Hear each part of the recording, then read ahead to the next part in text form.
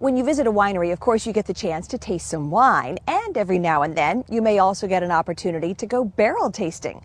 But when you taste wine out of a barrel, how do you know what to look for? We get the essentials on barrel tasting from Master Sommelier Evan Goldstein at the Sebastiani Winery in Sonoma County.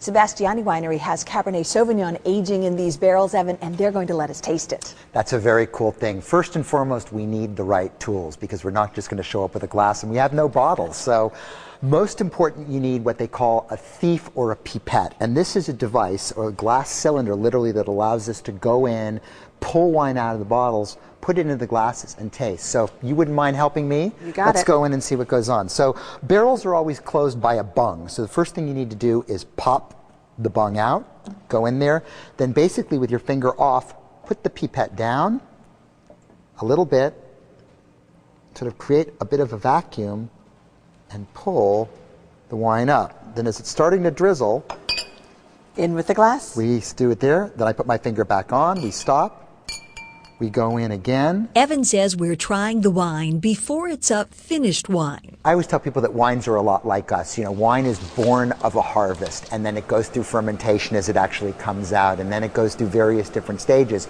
This wine is the Cabernet Sauvignon blend, aged in an American oak barrel. When it's in barrel, it's definitely sort of a kind of a toddler. It's growing up there, and you go into it to sort of taste the wine to get a sense of what it's going to be. So you go in and give it a sniff. It's maybe not as expressive as it would be at another point in time, but again, there's nothing wrong. So give it a taste. It smells good to me.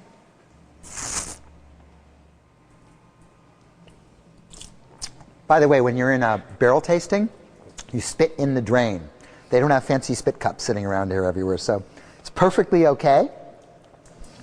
That's what would be expected. In barrel tasting, you're looking for big picture stuff. You're looking for the quality of fruit and what it's like. Is it black fruit versus red fruit? Is it ripe versus unripe?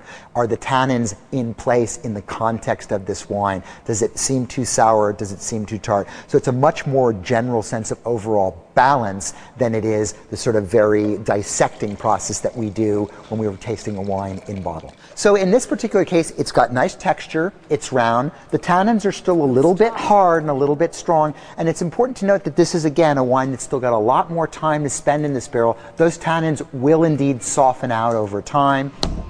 So we've tasted the American oak Cabernet Sauvignon. Right. And now? We're going to go over to the French oak Cabernet. So why don't we meet me over here? We're going to do that same process again.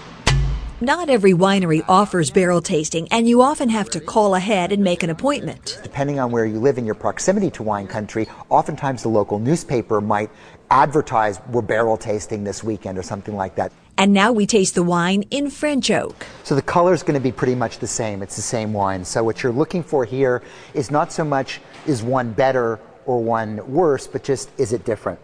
So we're getting a sneak preview. It's fun, it's different, and again, the idea of being able to taste a snapshot of a wine in development against the final product, which you'll then taste in the tasting room, can be a lot of fun and quite educational.